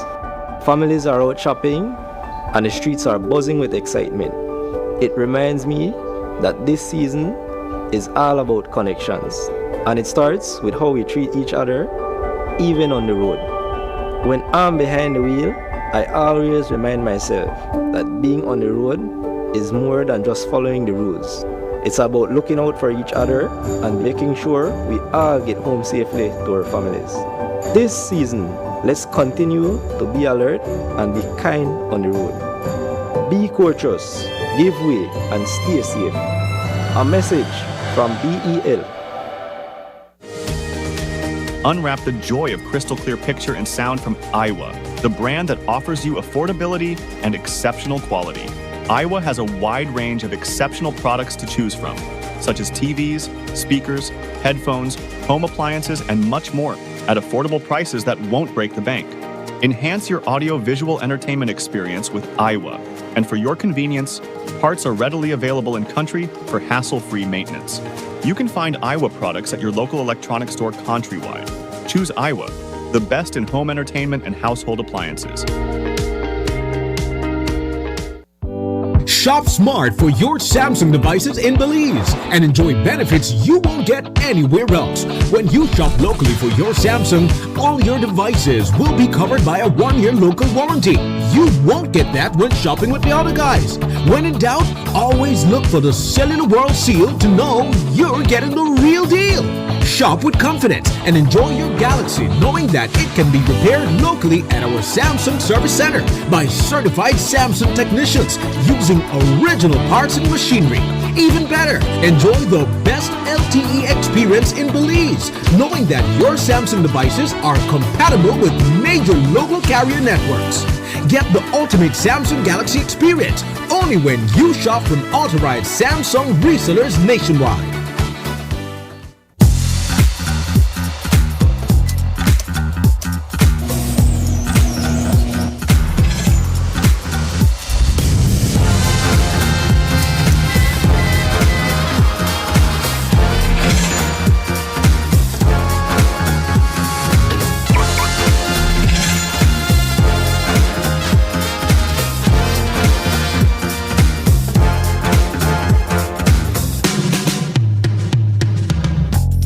Introducing BB Insurance, built for Belize.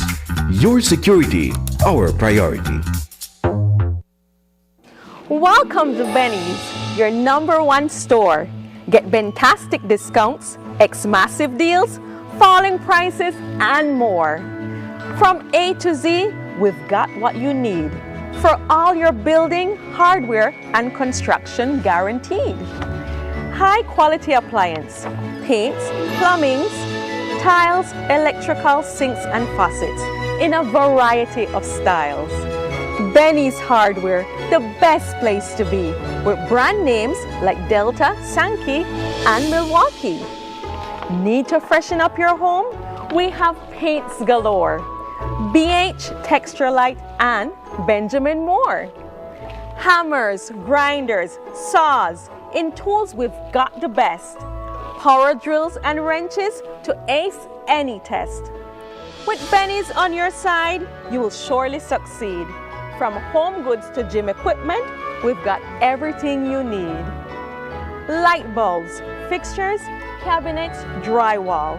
Benny's has got it all for any project, big or small. So don't waste any precious time. Make Benny's your destination. Earn B-Bucks and win $10,000 with Benny's Homecation. So visit Benny's for some holiday cheer as we wish you a Merry Christmas and a Happy New Year!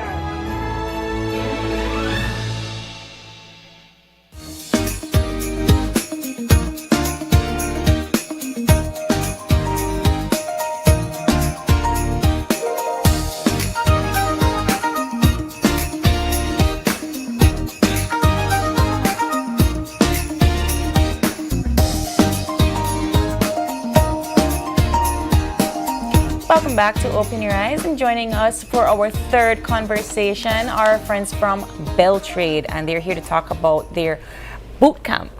And on the couch we have with us Saul Osorio, and he is the training facilitator over at BELTRAIDE. Good morning. Good morning. And joining him is Shanice Salazar, and she is the consultant of Belize leading curriculum development for the Skill Up Digital Bootcamp. Good morning, Shanice. Good morning. And lastly, Maria Mejia, and she is the CEO over at Belize, also a Skill Up Digital Bootcamp project manager. Welcome. So let's talk a little bit about the bootcamp itself and what are the primary objectives of the bootcamp. So Albert. Sure, definitely. Well, the whole bootcamp started off as a project between BELTRAIDE, the government of Belize, and funded through IDB, specifically under the Digital Innovation for Boosting Economic Employment, especially in Belize project. And it's one that is going to be for a 6-month period of time. We're going to be pretty much teaching the different trainees or the different participants on digital skills and other technical and soft skills. When you say digital skills, that's a very broad topic. Yes. So can we discuss a little bit about those skills and what you intend for them to learn? Sure, the skills, well, since I am one of the trainees as well taking the boot camp, we have different skills when it comes to data analytics, learning something about project management, digitalization, through leaderships, and another soft skills, critical thinking how to use the other skills that are being taught to us through the boot camp. So in terms of how you all have been getting participants to apply for this, what are some of the measures that you've taken? Yeah, so we at Belize, we've been working closely with BELTRAIDE as the lead consultant implementing the bootcamp. We've been working with them over the last year. The first 6 months were actually focused on identifying digital skill gaps. We conducted a needs assessment, several interviews with businesses, organizations to identify where can we start right for this pilot initiative. After that, we focused the last 6 months on the implementation of the bootcamp, which entail engaging with potential participants, right? So we ended up putting out a public call, and we received over 700 plus applications from Belize's workforce, right? Because the bootcamp specifically targets Belize's workforce. And we had to narrow it down to 40, and we tried to select a diverse group, so we ended up with 20 females, 20 males, as well as from different industries and different geographic or different districts from Belize, right? So they're currently enrolled in the boot camp. It started in July, and December is the final month. So we're just here kind of building awareness of what's been going on, right? What all do they learn during this period, and what do you anticipate they will take with them back into their respective fields of work? Yeah, so for the program, the objective that BELTRAIDE had when we initially started is to, one, target individuals who want to strengthen some of the digital skills that they already have. So those individuals within the ICT field that just want a boost, and then also target those individuals that might want to start a new role that requires some new skills that they don't have. So we identify key areas. It is a pilot initiative, and the objective is to do it again and continue doing it. But for this, specifically, the areas included data analysis, visualization, an introduction of AI and how automation can be implemented, as well as a bit of cybersecurity, and also a little introduction to blockchain technology. So I do foresee, I see this program as a win-win. We do believe that the participants will end up gaining new skills or strengthening some existing ones that they can take back to their current roles, or open new doors for them, like new opportunities in these different fields.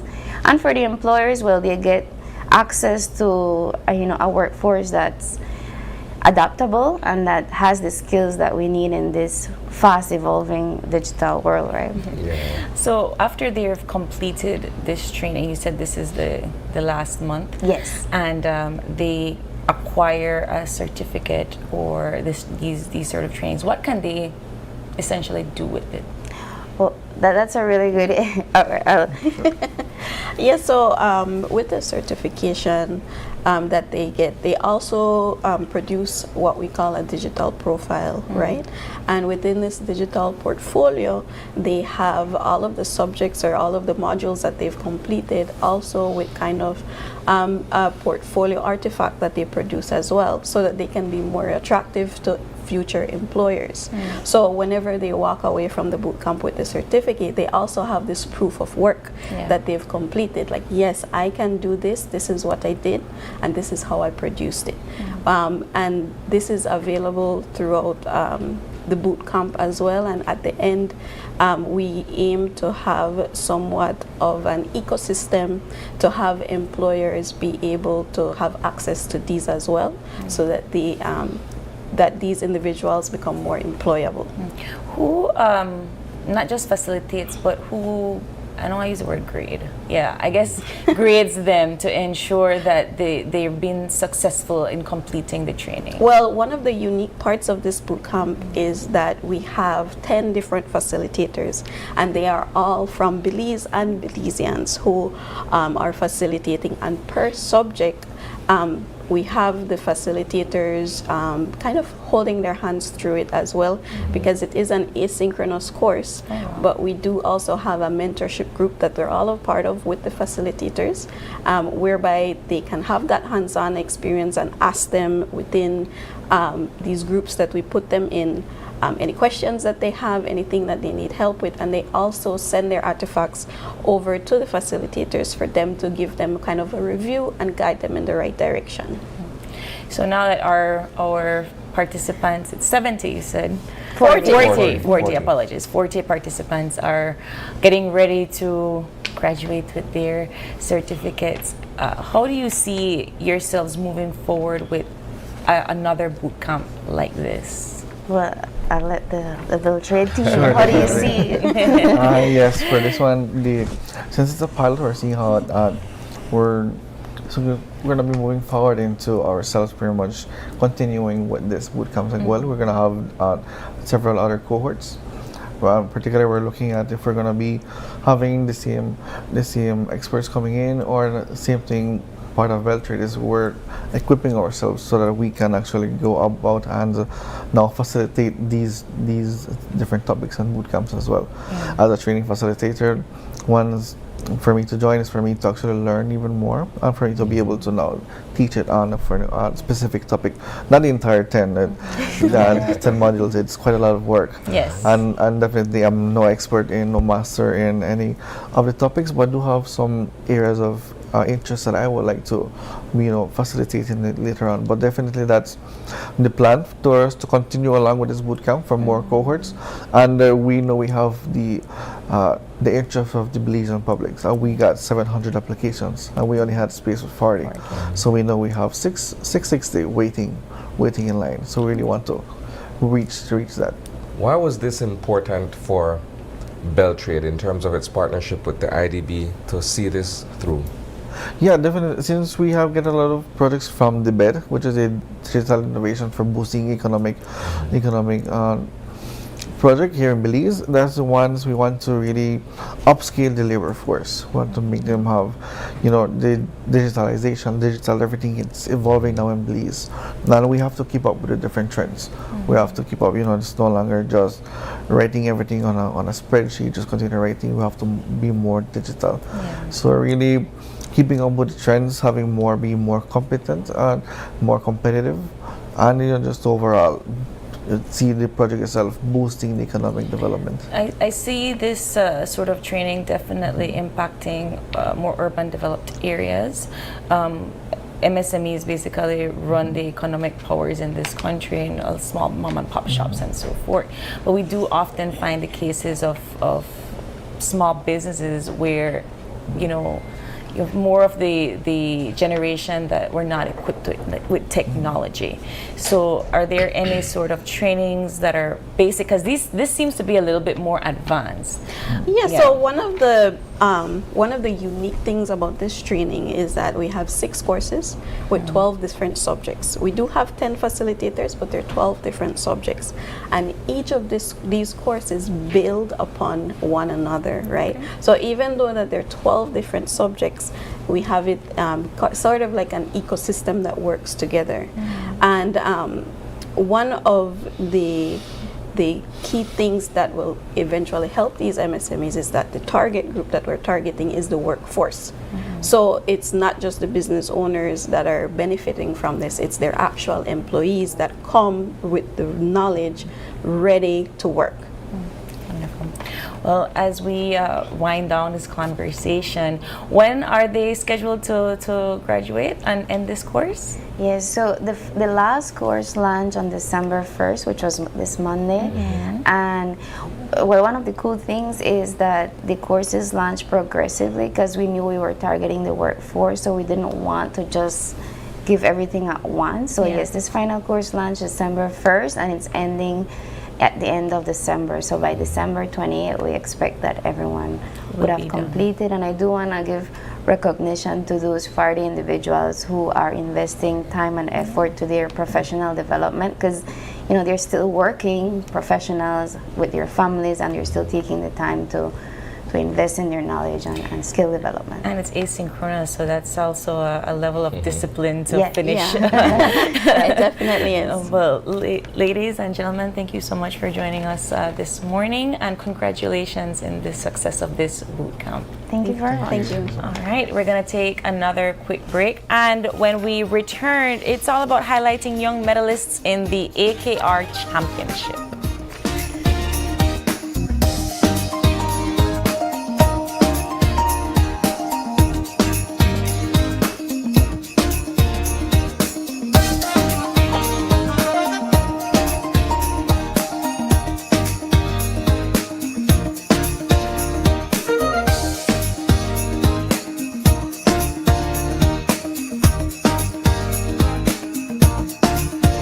The thing with me is that I just like my freedom, and when it comes to things like that, I just don't like feel tied down. You think I don't know, but like my granny said, every part have their cover.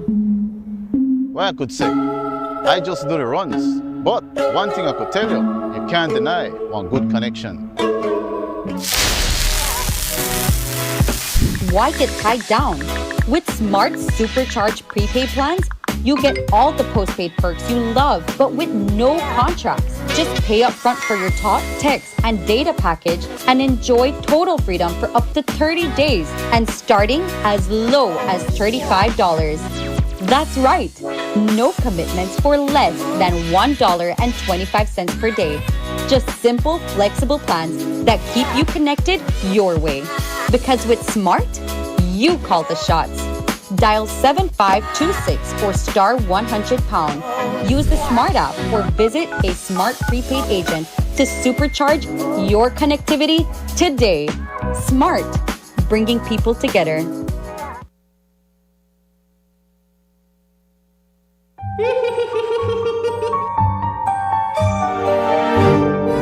Guys, somebody thief Christmas! Open your eyes, streets gone too. Somebody call police, call Coast Guard, BDF, Santa. This could be the biggest story of the year. Guys, we need headlines. What about no Christmas tree? Big problem. I hope we never thief the security footage as well. How we want to sell Christmas packages with no Christmas? The thief Christmas. What? I hope they never Grinch. It is the Grinch. Make him look dangerous, but Christmassy. Okay, posting now. We need the eye in the sky. Okay guys, prompter is loaded. Ready to go live. In 3, 2, 1. Christmas has been stolen by none other than the Grinch.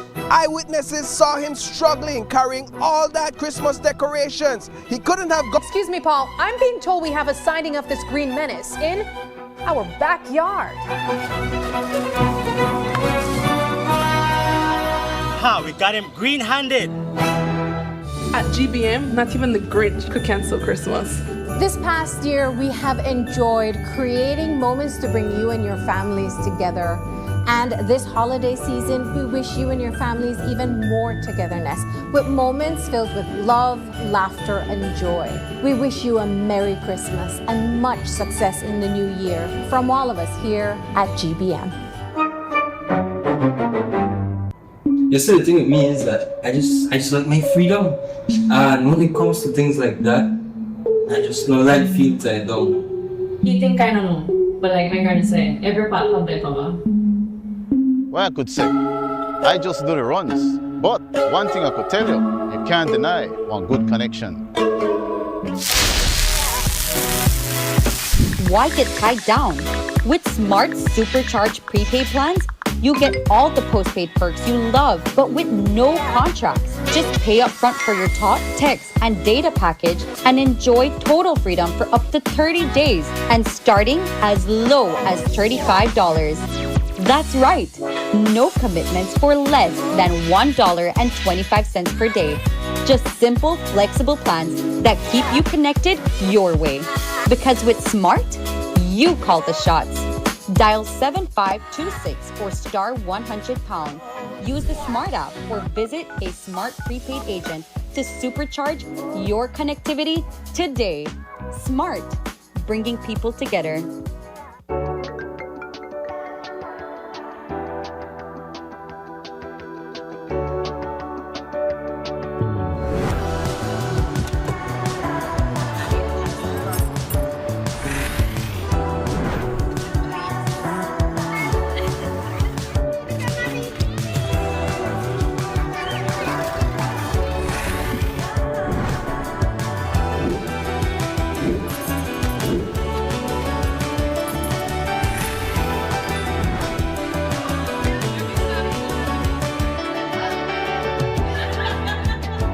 The future is calling.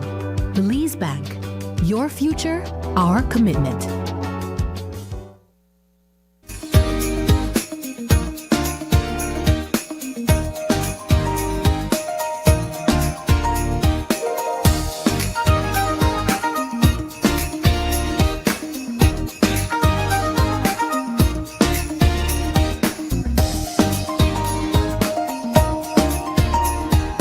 And welcome back. Joining us for our final conversation, our members of the Shotokan Karate Academy.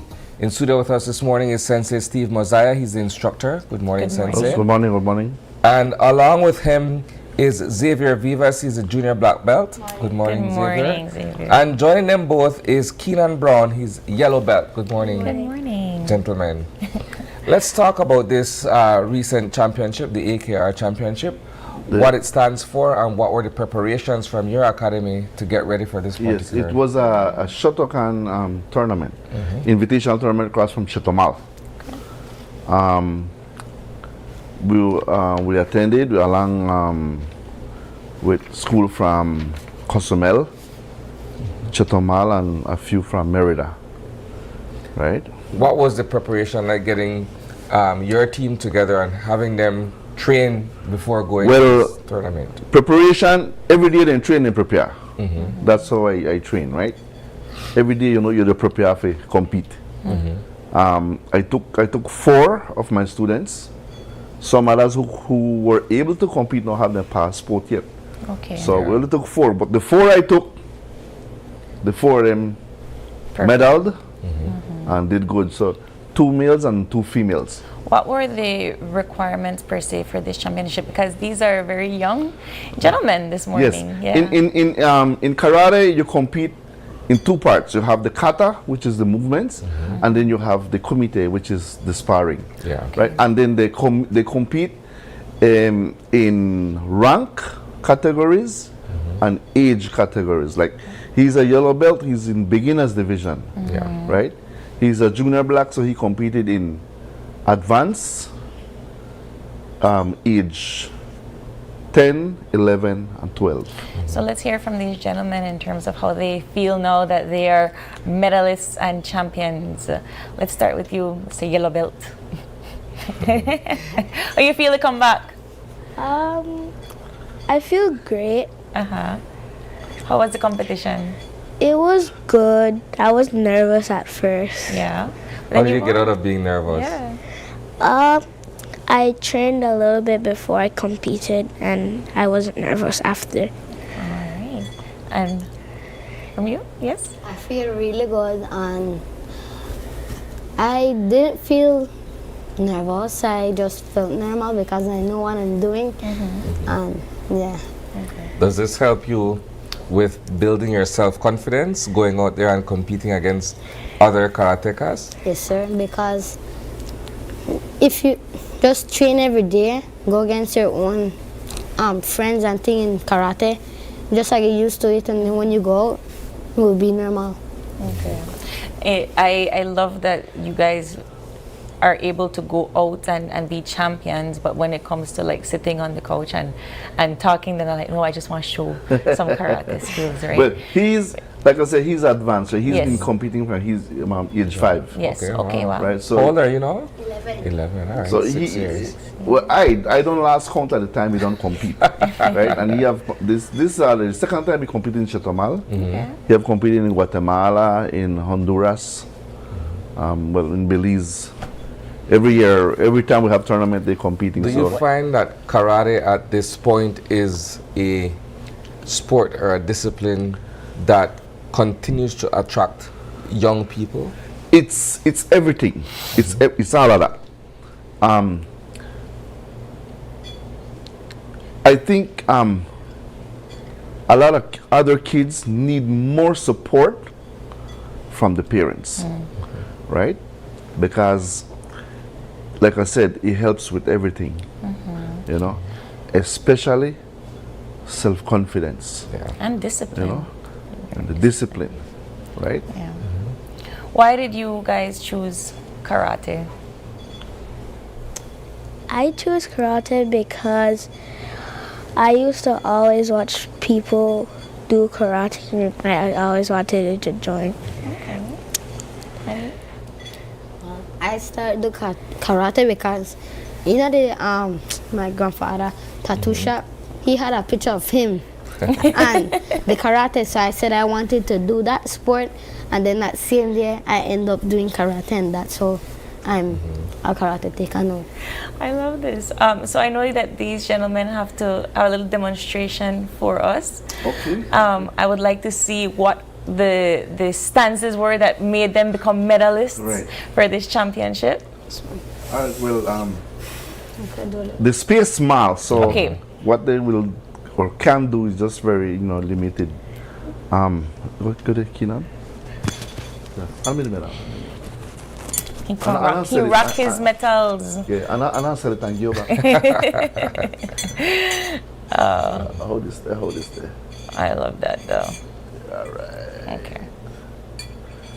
All right here. Good. Right there. You turn face the camera. Yes. Yeah, come back one little bit. Come back. There we go. Yes. Right there. Let's do basic downward block. Right there.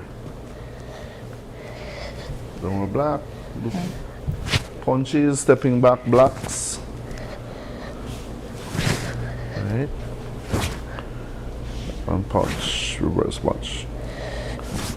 Right.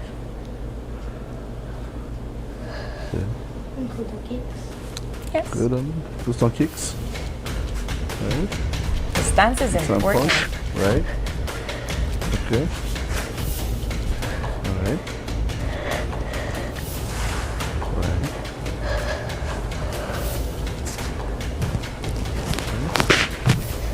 All right. That's what the space master like. Yeah, no, but that's great. Right? Okay then.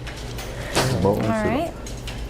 Up next. I was just about to ask where is the host, but Yes, you got it. he did it. Okay.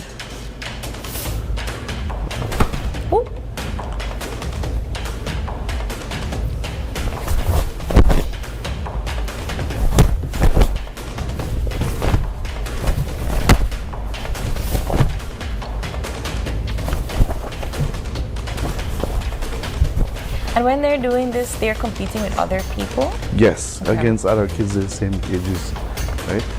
When they do kata, they compete male and female could mix. Okay. But when it's the fighting, then they keep only males, only females. Okay. And they're Right. doing this in a takedown approach, or is it just distance?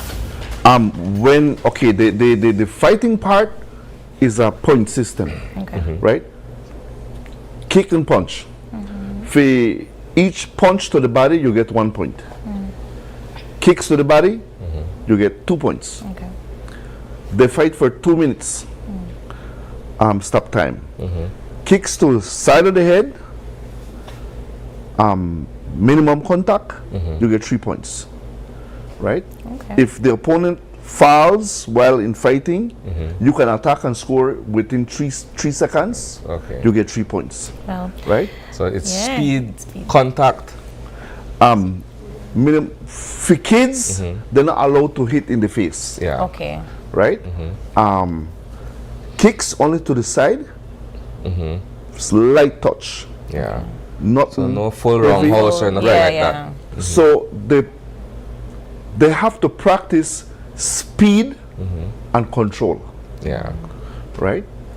And then develop in that way also that later on if they choose to really hit the opponent, they can do so because they develop that control already. Yeah.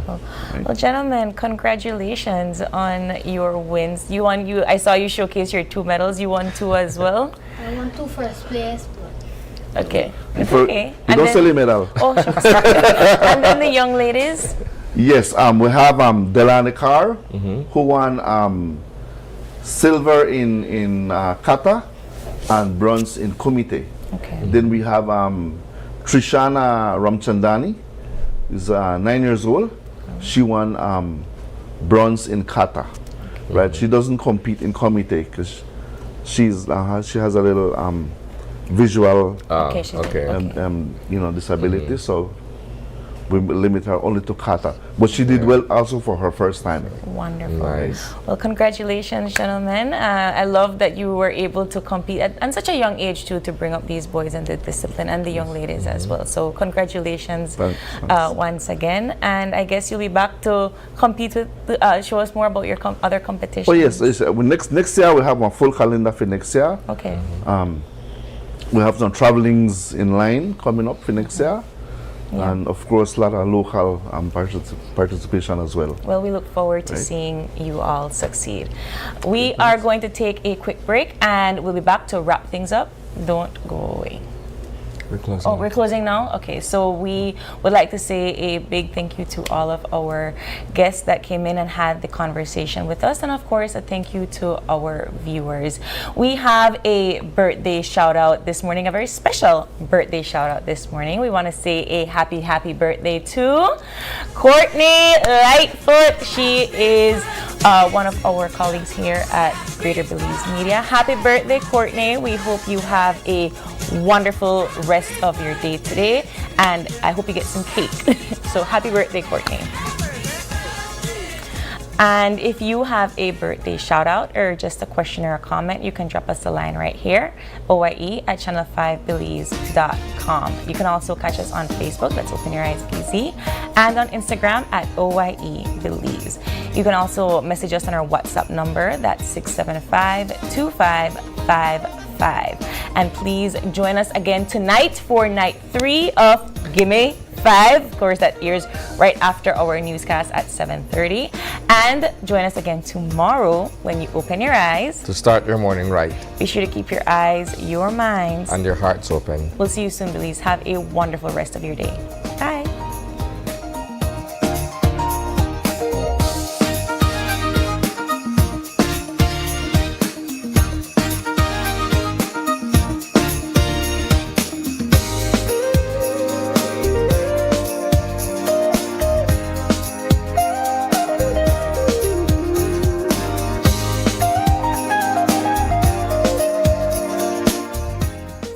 Open Your Eyes was brought to you by the Belize Bank, our country, your bank, and SMART, bringing people together.